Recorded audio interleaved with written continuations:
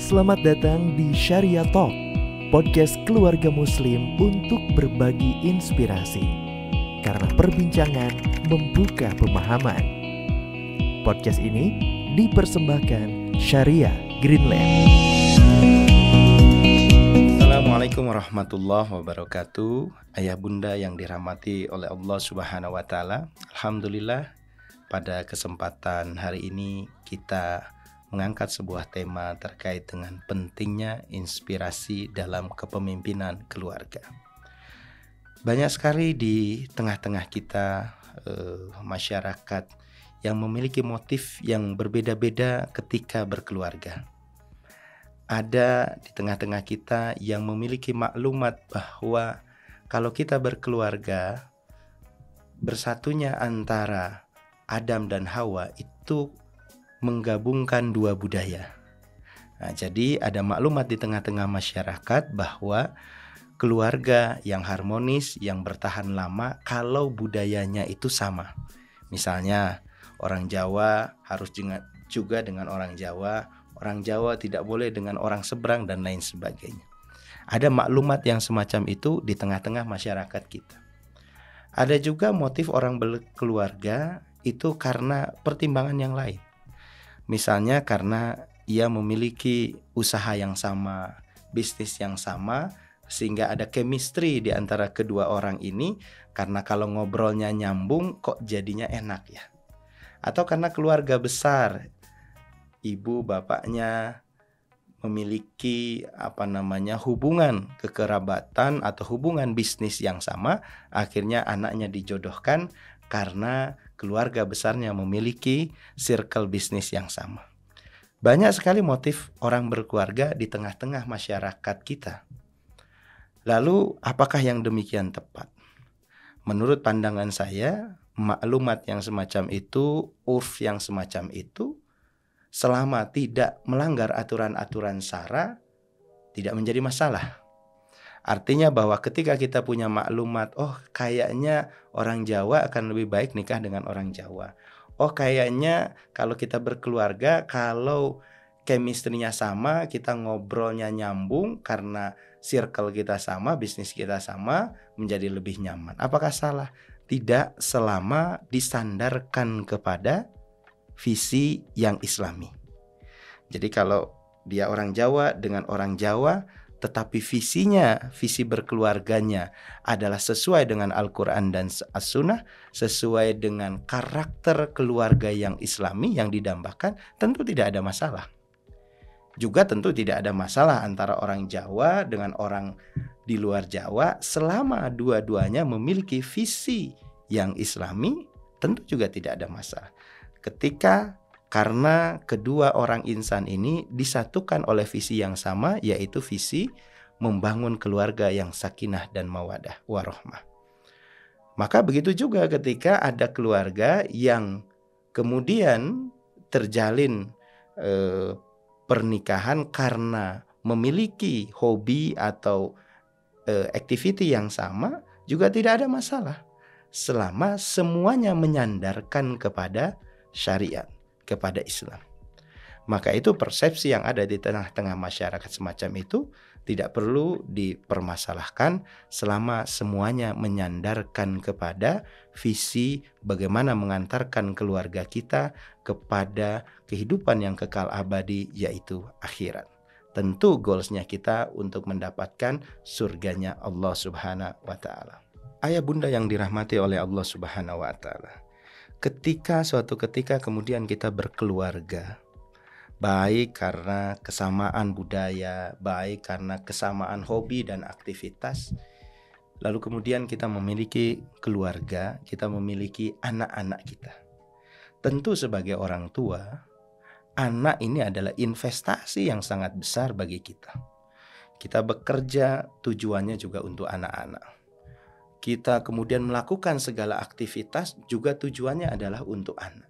Ayah bunda yang dirahmati oleh Allah Subhanahu wa ta'ala, ketika akhirnya kemudian kita berkeluarga, terlepas dari budayanya sama atau budayanya berbeda, hobinya sama atau hobinya berbeda, dan semua diikat oleh tali bagaimana membentuk keluarga yang sakinah mawadah warohmah, lalu kemudian kita memiliki keturunan-keturunan kita, anak cucu kita. Tentu goals terbesar kita kemudian bekerja dan lain sebagainya adalah bagaimana anak-anak kita ini menjadi anak yang soleh dan soleha. Lalu apa visi kita kemudian membangun keluarga? Apakah orientasinya hanya kebahagiaan dunia atau lebih dari itu? Karena tidak sedikit juga orang tua yang kemudian memiliki goals anaknya orientasinya hanya sekedar dunia.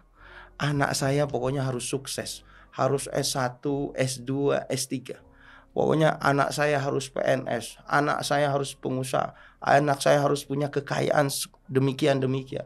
Anak saya harus dileskan untuk les ini dan lain sebagainya. Yang mana kebanyakan orientasinya dunia. Padahal kita tahu bahwa ujung dari kehidupan kita adalah akhirat. Maka ada 3 hal yang kemudian ketika kita sebagai orang tua meninggal, maka amalnya semuanya terputus. Ada 1 dari 3 yang membuat kemudian kita bisa mendapatkan ampunan dari Allah Subhanahu wa Ta'ala ketika kita memiliki anak yang soleh dan soleha. Ketika kita berkeluarga lalu kemudian kita memiliki anak yang soleh dan soleha, anak yang soleh dan soleha pasti akan mendoakan kedua orang tuanya. Nah, ketika kita sudah meninggal, semua amal kebaikan kita terputus, tidak ada nilainya. Namanya juga sudah tidak ada lagi di dunia. Tidak bisa melakukan kebaikan dan tidak bisa juga melakukan keburukan. Maka kita mempertanggungjawabkan amal kita ketika kita masih hidup. Pertanyaannya, di mana bobot amal kita? Apakah penuh dengan kebaikan atau sebaliknya?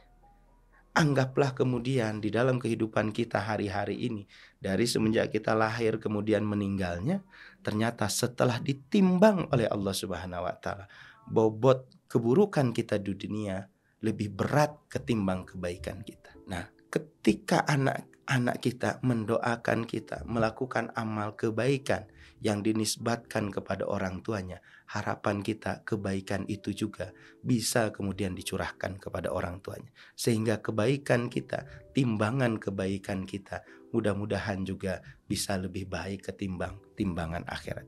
Untuk itulah sebagai keluarga, tentu orientasi kita bukan hanya bagaimana mendidik anak-anak kita sukses di dunia, tapi bagaimana kita sebagai orang tua punya tanggung jawab moral bagaimana mendidik anak-anak kita kemudian sukses di samping dunia tetapi juga sukses akhirat. Maka itu dibutuhkan suatu visi yang jelas bagaimana membangun keluarga yang soleh dan solehah. Tentu orientasinya bukan sekedar sukses dunia, tapi lebih dari itu orientasi kita berkeluarga, orientasi kita mendidik anak kita, tentu orientasinya adalah orientasi akhirat. Pertanyaannya, kalau orientasi kita adalah orientasi akhirat, orientasi kita adalah membentuk keluarga yang sakinah, mawadah, dan warohmah, dengan apa kita mendidik anak kita? Dengan apa kita mendidik istri kita? Kalau orientasi kita adalah membentuk keluarga Islami, tentu dengan Islam. Maka kalau kita sebagai kepala rumah tangga tidak belajar agama, tidak belajar pendidikan Islam yang baik, lalu dengan apa ibu, bunda, dan ayahnya mendidik anak-anaknya? Lalu dengan apa kita sebagai suami mendidik istri kita agar menjadi istri yang soleh? Yang mana istri kita ini yang nanti menjadi orang yang akan mendidik anak-anak kita. Maka kalau bukan dengan Islam, lalu dengan apa kita mendidik keluarga kita? Ayah bunda yang dirahmati oleh Allah Subhanahu wa Ta'ala. Lalu apakah cukup dengan pendidikan Islam saja? Kita membimbing keluarga kita membimbing istri kita membimbing anak kita. Kita mengatakan ini baik dan buruk, itu dasarnya apa? Kalau tidak jelas dasarnya, standarnya. Kita mengatakan kepada istri kita, Umi gak boleh begitu. nggak boleh begitu, itu standarnya apa? Ya tentu standarnya, hukumnya, mikyasnya adalah hukum yang diturunkan oleh Al-Khaliq yang menciptakan kita. Tapi pertanyaannya, apakah cukup kita mendidik keluarga kita saat ini hanya dengan Islam, hanya dengan Al-Quran dan As-Sunnah saja? Apakah cukup dengan Al-Quran dan As-Sunnah? Seyogyanya itu cukup. Tetapi kalau kita saat ini hidup di satu lingkungan yang hedonis, sekularisme, dan kapitalisme yang orientasinya itu adalah selalu materi, maka saya katakan kita mengalami tantangan yang agak berat. Kenapa? Karena kita membutuhkan satu faktor, satu lingkungan yang mana di dalam lingkungan itu terbiasa menjalankan lingkungan yang sesuai dengan Al-Quran dan As-Sunnah. Maka akan lebih mudah bagi kita sebagai orang tua mendidik anak dan istri kita di lingkungan yang biahnya, yang tabiatnya itu dekat dengan Islam, ketimbang mendidik keluarga kita di lingkungan yang penuh dengan hedonisme, sekularisme, dan kapitalisme. Tapi kita tidak bisa menafikan itu semua. Fakta kondisi masyarakat kita ada dalam kondisi yang demikian.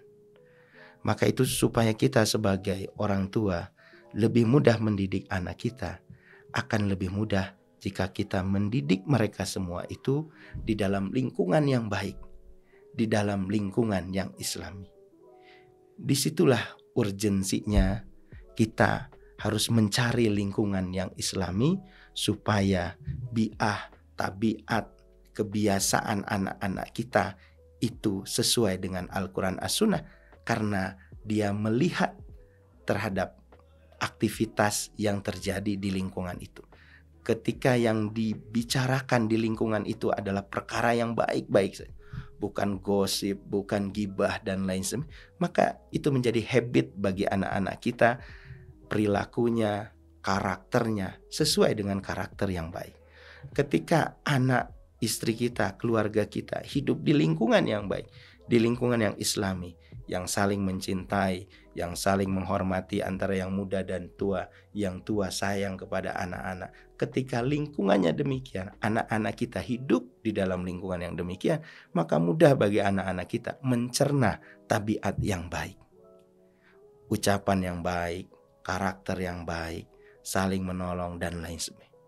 Tapi coba ayo kita bayangkan ketika keluarga kita, anak-anak kita hidup di lingkungan yang mana lingkungan tersebut jauh dari karakter yang semestinya, jauh dari lingkungan yang Islami, dari sisi percakapan, dari sisi kebiasaan, dari sisi pakaian dan lain sebagainya. Dan anak itu paling mudah mencontoh. Maka itu kita sebagai orang tua akan dimintai pertanggungjawaban oleh Allah, punya urgensi moral yang tinggi untuk mendidik, membimbing keluarga kita agar keluarga kita sesuai dengan harapan kita. Maka tidak ada cara lain di samping kita mendidik dengan Al-Quran dan Sunnah, maka ada faktor yang penting yang harus kita siapkan agar pendidikan itu lebih dipahami, lebih dimengerti, dan lebih mudah diimplementasikan ketika kita hidup di lingkungan hunian yang baik untuk pendidikan anak-anak kita, yaitu hunian Islami. Demikian dari saya. Assalamualaikum warahmatullahi wabarakatuh. Demikian perbincangan di Syariah Talk. Setiap kebaikan bermula dan akan bernilai dengan syariah.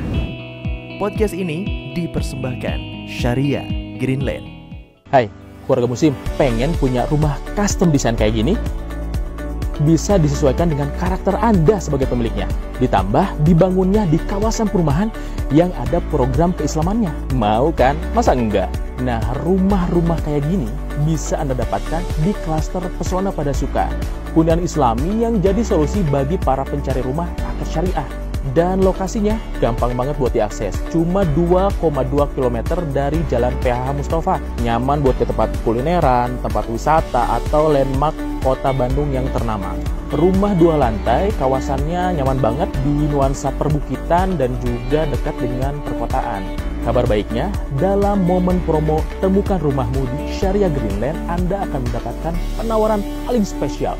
Harga rumah syariah termurah se-Indonesia.